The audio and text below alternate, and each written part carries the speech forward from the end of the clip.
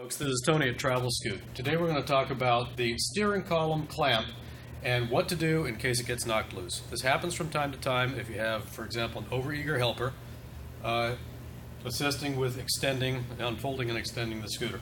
Just like this. Oh, let me help you. And off it comes.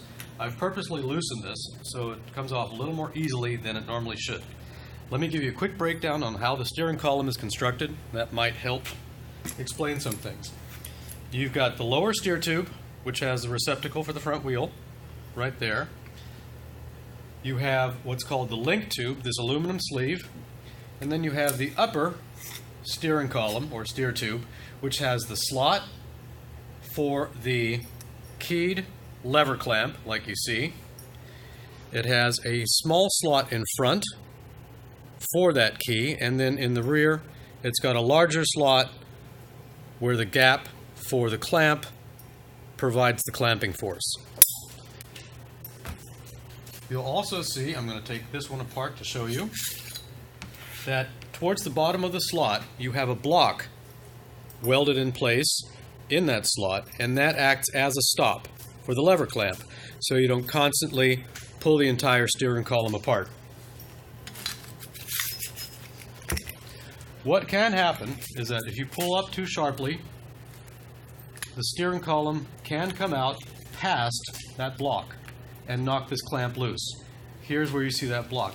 If this happens, you will need to loosen the set screw. Let me briefly talk about the set screw. It is almost never missing. It is very deeply recessed in this lever clamp. Take your smallest Allen wrench from your toolkit, unscrew the set screw. Don't have to take it all the way out, just so it protrudes somewhat.